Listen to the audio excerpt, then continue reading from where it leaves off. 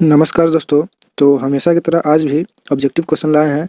ये जो objective question है ये बायोलॉजी यानी जीव विज्ञान जो सिलेबस है उस सिलेबस का चैप्टर है परिवहन। और इस चैप्टर का पहला क्वेश्चन है पादप में जाइलम उत्तरदायी है। और इस क्वेश्चन का ऑप्शन दिया है ए जल का वहन के लिए, बी भोजन का वहन के लिए, सी एमिनो अम्ल का वहन के लिए, डी ऑक्सीजन का वहन के लिए। तो इस क्वेश्चन का आंसर है ए जल का वहन के लिए। इसके बाद 2 नंबर क्वेश्चन कह रहा है पादप में फ्लोएम संवाहक होता है। तो इस क्वेश्चन का ऑप्शन ए है भोजन, बी है एमिनो अम्ल, सी है जल, डी है CO2 यानी कार्बन डाइऑक्साइड। तो इस क्वेश्चन का आंसर है ए भोजन। इसके बाद 3 नंबर क्वेश्चन कह रहा है मानव हृदय में कितने कोष्ठ होते हैं। तो इस क्वेश्चन का ऑप्शन ए है 2, बी है 3, सी है 4, डी है 1।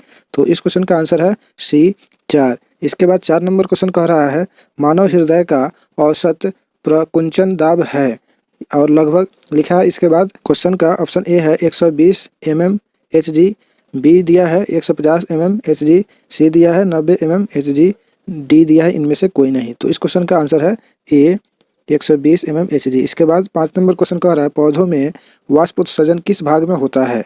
तो इस क्वेश्चन का ऑप्शन ए दिया है जड़, बी दिया है तना, सी दिया है पत्ती, डी दिया है फूल।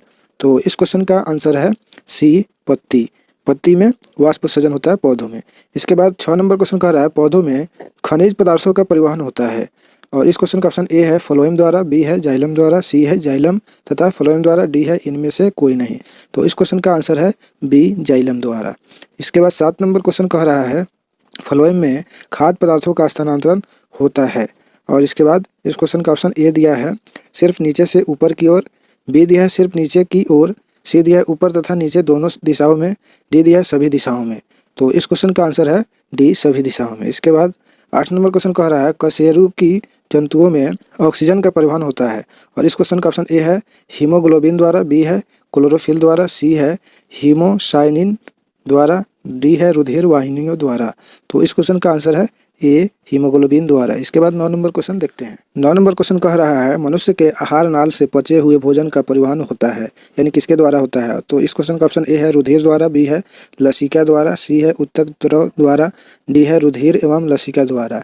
तो इस क्वेश्चन का आंसर है डी रुधिर एवं लसिका द्वारा। इसके बाद 10 नंबर क्वेश्चन कह रहा है रुधिर का ऑक्सीजनीकरण होता है। और इस क्वेश्चन का ऑप्शन दिया है ए हृदय में, बी दिया है फेफड़े में, सी दिया है यकृत में, डी दिया है वृक्क में। तो इस क्वेश्चन का आंसर है बी फेफड़े में। इसके बाद 11 नंबर क्वेश्चन कह रहा है पौधे जल एवं खनिज लवणों का अवशोषण करते हैं यानी किनके द्वारा करते हैं। तो इस क्वेश्चन का ऑप्शन ए है जड़ द्वारा, बी है मूल रोम के द्वारा, सी है मुख्य जड़ के द्वारा, डी है इन सभी के द्वारा। तो इस क्वेश्चन का आंसर है बी मूल रोम के द्वारा। इसके बाद 12 नंबर क्वेश्चन कह रहा है जीवों की कोशिकाओं में गैसों का आदान प्रदान होता है यानी किनके द्वारा होता है। तो इस क्वेश्चन का ऑप्शन ए है विसरण विधि के द्वारा, बी है परिसरण विधि के द्वारा, सी है दोनों विधियों के द्वारा, डी है इनमें से किसी विधि के द्वारा नहीं। तो इस क्वेश्चन का आंसर है ए विसरण विधि के द्वारा। इसके बाद 13 नंबर क्वेश्चन कह रहा है पौधे की पत्तियों में पाई जाने वाली सूक्ष्म छिद्रों को कहते हैं। तो इस क्वेश्चन का ऑप्शन ए है लेंटिकल, बी है स्टोमाटा, सी है दोनों, डी है स्ट्रामा। तो इस क्वेश्चन का आंसर है बी स्टोमाटा। इसके बाद 14 नंबर क्वेश्चन कह रहा है प्रकाश संश्लेषण की क्रिया में अवशोषित जल का उपयोग होता है यानी कितना होता है। तो इस क्वेश्चन का ऑप्शन ए है 100%, बी है 50%, सी है 1%, डी है 0.1%। तो इस क्वेश्चन का आंसर है सी 1%। इसके बाद 15 नंबर क्वेश्चन कह रहा है वृक्षों द्वारा प्राप्त लकड़ियों में मुख्य रूप से होते हैं। तो इस क्वेश्चन का ऑप्शन ए है जाइलम ट्रैकिड्स, बी है जाइलम वाहिकाएं, सी है चलनी नलिकाएं, डी है सहचर कोशिकाएं। तो इस क्वेश्चन का आंसर है बी जाइलम वाहिकाएं। इसके बाद 16 नंबर क्वेश्चन कह रहा है फ्लोएम के भीतर भोज्य पदार्थों का स्थानांतरण होता है। और इस क्वेश्चन का ऑप्शन ए है परिसर क्रिया के द्वारा, बी है विसरण क्रिया के द्वारा, सी है सक्रिय परिवहन की क्रिया द्वारा, डी है इन सभी के द्वारा। तो इस क्वेश्चन का आंसर है सी सक्रिय परिवहन की क्रिया द्वारा। इसके बाद 17 नंबर क्वेश्चन कह रहा है फुफ्फुसीय धमनी में बहने वाले रुधिर होते हैं। और इसके बाद इस क्वेश्चन का ऑप्शन दिया है ए ऑक्सीजन युक्त, बी है कार्बन डाइऑक्साइड युक्त, सी है ऑक्सीकृत रुधिर, डी है अनऑक्सीकृत रुधिर। तो इस क्वेश्चन का आंसर है बी कार्बन डाइऑक्साइड युक्त। इसके बाद 18 नंबर क्वेश्चन कह रहा है रुधिर वाहिनियों में रुधिर नहीं जमता है। और इस क्वेश्चन का ऑप्शन ए दिया है हीमोग्लोबिन की उपस्थिति के कारण, बी दिया है श्वेत रक्त कोशिकाओं की उपस्थिति के कारण, सी दिया है हिपैरिन की उपस्थिति के कारण, डी दिया है प्लाज्मा की उपस्थिति के कारण। तो इस क्वेश्चन का आंसर है सी हिपैरिन की उपस्थिति के कारण। इसके बाद 19 नंबर क्वेश्चन कह रहा है लसिका तंत्र का निर्माण होता है। और इस क्वेश्चन का ऑप्शन ए है लसिका, बी है लसिका कोशिकाएं, सी है लसिका वाहिनियाँ, डी है इन सभी के द्वारा। तो इस क्वेश्चन का आंसर है डी इन सभी के द्वारा। इसके बाद 20 नंबर क्वेश्चन कह रहा है खुला परिसंचरण तंत्र पाया जाता है। और इस क्वेश्चन का ऑप्शन ए है मनुष्य में, बी है कॉकरोच में, सी है घोड़ा में, डी है ऊँट में। तो इस क्वेश्चन का आंसर है बी कॉकरोच में। इसके बाद 21 नंबर क्वेश्चन कह रहा है हृदय से धमनियों में रुधिर प्रवाहित होता है। और इस क्वेश्चन का ऑप्शन ए है आलिंद के संकुचन से, बी है आलिंद के फैलने से, सी है निलय के संकुचन से, डी है निलय के फैलने से।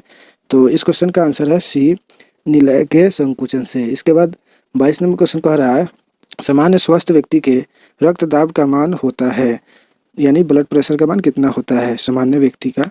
तो इस क्वेश्चन का ऑप्शन ए है 180/90, बी है 180/70, सी है 120/80, डी है इनमें कोई नहीं।